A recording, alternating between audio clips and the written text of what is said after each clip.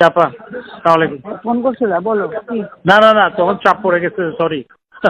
ও কাদের ভাই ফোন রেখেছিল, তখন আবার হ্যাঁ চাপ হ্যাঁ, পড়ে হঠাৎ গিয়েছিল, সরি। আচ্ছা আচ্ছা, জি জি আপা। ঠিক আছে। ওরা কিন্তু ওই সব জায়গায় আবার তৈরি হচ্ছে, আর শুধু আগুন দিয়ে পোড়াবে সব, হ্যাঁ হ্যাঁ বুঝছো? জি আপা, আপনি পূজা কাদের টুজা ভাইকে সব যেভাবে জায়গায় নির্দেশ করো। জি জি হ্যাঁ না, সব আমাদের লোক থাকতে হবে, আর ওরা তো আগুন দিয়ে পোড়াবে, তো ওদের বাড়ি গাড়ি আছে, আর সেগুলো পাবলিক দিয়ে পোড়াবে, আর কি করবে? জি জি জি জি তাহলে অন্য কিছু করে লাভ নেই, তোরা পোড়াবি আর আমরা পোড়াবো। জি রাইট, এটাই ঠিক ফর টাইট। হুম, জি জি আপা। আমরা এখন ওই কাদের ভাই আছে, কাদের ভাই দিব জাস্ট একটা গায়েবানা জানাজা পরে আমরা চলে আসবো, যেহেতু প্রোগ্রাম দিয়ে দেওয়া হয়েছে, সেই জন্য জাস্ট একটা গায়েবানা জানাজা পরে আমরা 10 মিনিটের মধ্যেই চলে আসবো ওখান থেকে, যার যার গন্তব্যে মহল্লায় চলে না, যাবে, যার যার এলাকায়, যার যার এলাকায় চলে যাবে, রাইট। হ্যাঁ সেই বিভিন্ন এলাকায় লোক লোক ঠিক করা এবং সেই করা, হ্যাঁ সব নেতা কমিটির ওভাবে ব্যবস্থা করা। জি। কাদের ভাইকে আমি একটু দিচ্ছি, আপনি হুম। প্রত্যেকটা এমপিকে ডাকো, খবর দাও, প্রত্যেক এলাকার জি। যার যার পরিষদ দিতে হবে। জি না, ওই যে তোমার সেতু ভবনে আবার আগুন লাগাচ্ছে, আমি একটা র্যাব পাঠাচ্ছি,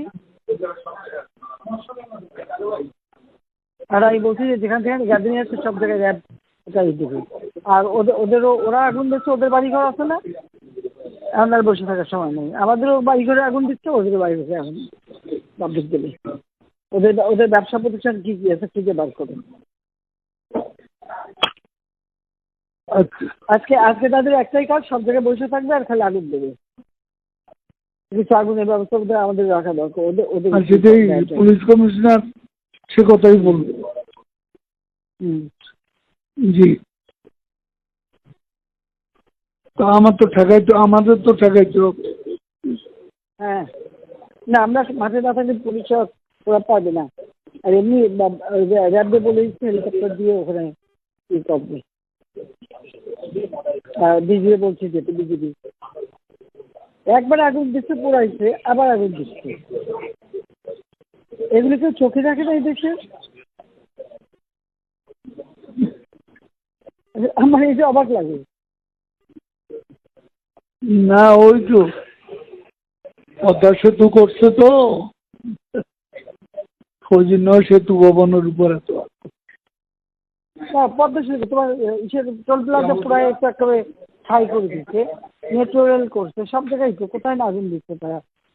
বিটিআরসি ভবন পোড়াইছে, বিটিভি ভবন পোড়াইছে।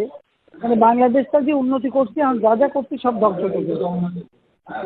এটা বলো যে জনগণকে বলো যে আপনাদের জন্য যেটা করা হচ্ছে আজকে এরা সেইগুলি পড়ায় শেষ করে দিচ্ছে।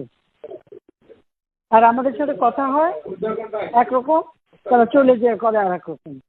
আলোচনা করে তো এর ভিতরে করে নেতাও নেই, কেউ নেই। এখন খালি আগুন যে এটা বলে ওইটাও বলতে হবে তোমার, যে আলোচনা তো ইসের মাধ্যমে সবসময় চলতেছিল।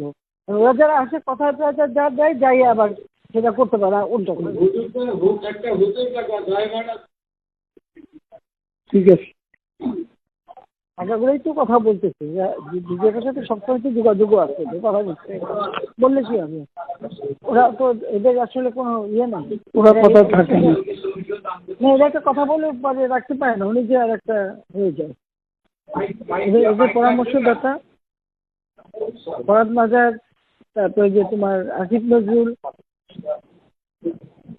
শহীদুল আলম, সংসদের সামনে শহীদুল আলম কতগুলো অভিনয় শিল্পীর নামে হ্যাঁ বেশ কিছু ওখানে দাঁড় করাইছিল। পরে আমাদের লোকজন প্রেশার দিয়ে ওই যে পুলিশ এদের হটাইয়া ওদিকে বের করে পান গেছে। ভালো না, তা অভিনয় যেটা যেটা হয়েছিল দায় থাকতো, ওদের আর কি করার কিছু নেই, দায় থাকতো। ওগুলা সংখ্যায় বাড়তেছে, দাঁড় করাইয়া এরপরে সংখ্যায় বাড়তেছে। ও আচ্ছা, এই জন্যই একটা শহীদুল আলম ইনভলভ তো। হ্যাঁ হ্যাঁ, কাজে ওটা অত আমেরিকা, ওটা তো বুঝে বুঝে যে আমেরিকা টুরে নিব। আমরা তাহলে 23-এ যাই, একটু গায়েবানা জানাজাটা পড়ে আসি। করো। জি জি, আসসালামু আলাইকুম।